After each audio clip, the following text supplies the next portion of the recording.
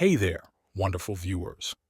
Welcome back to Bible 365, your daily guide to diving deep into the timeless wisdom and profound teachings of the Holy Scriptures.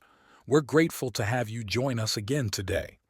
First off, we want to extend a huge thank you to each and every one of you for tuning in.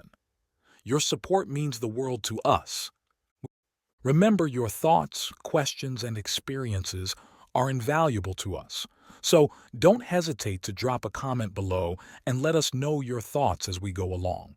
This channel is all about building a community of like-minded individuals who share a passion for understanding the Bible.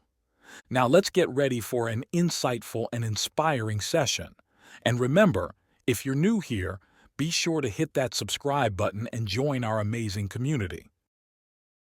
Chapters 35 to 37 of the book of Job continue with Elihu's speeches.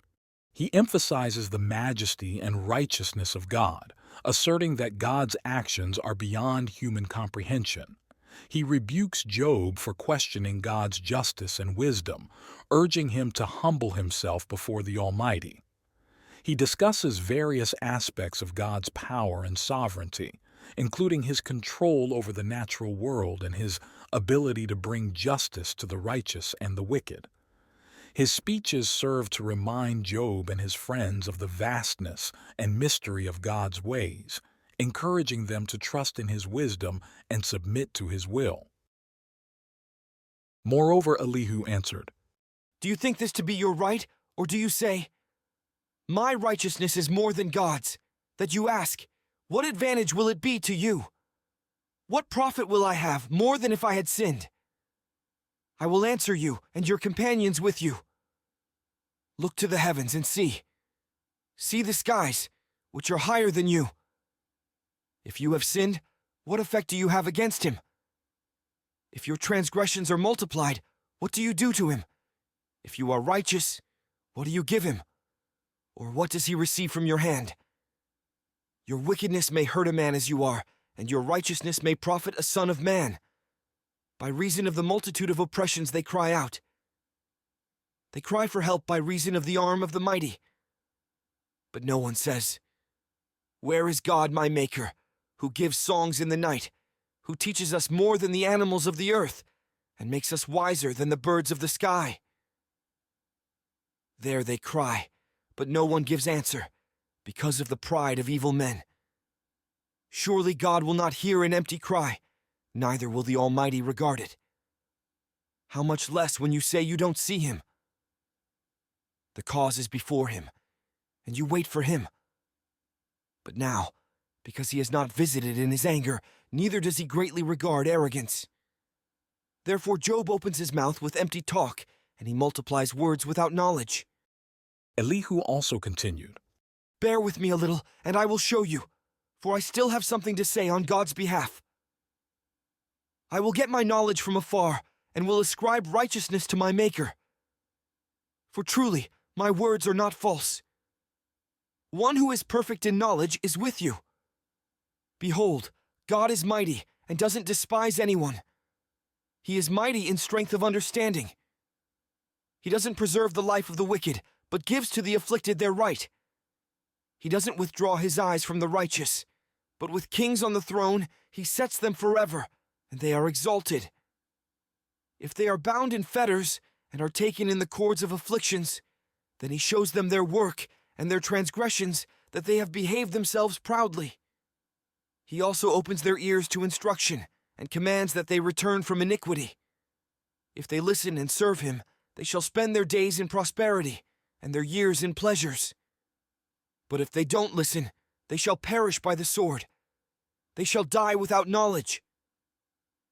But those who are godless in heart lay up anger. They don't cry for help when he binds them.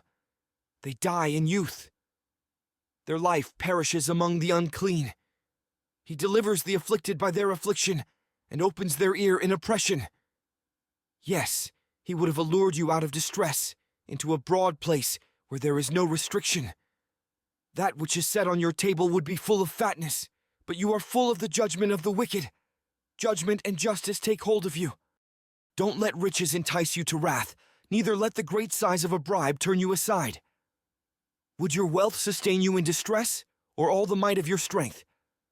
Don't desire the night when people are cut off in their place. Take heed, don't regard iniquity, for you have chosen this rather than affliction. Behold, God is exalted in his power. Who is a teacher like him? Who has prescribed his way for him? Or who can say, you have committed unrighteousness? Remember that you magnify his work, whereof men have sung. All men have looked thereon. Man sees it afar off. Behold, God is great, and we don't know him. The number of his years is unsearchable. For he draws up the drops of water, which distill in rain from his vapor, which the skies pour down, and which drop on man abundantly. Yes, can any understand the spreading of the clouds, and the thunderings of his pavilion? Behold, he spreads his light around him. He covers the bottom of the sea. For by these he judges the people. He gives food in abundance. He covers his hands with the lightning, and commands it to strike the mark.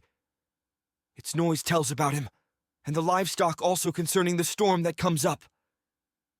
Yes, at this my heart trembles, and is moved out of its place.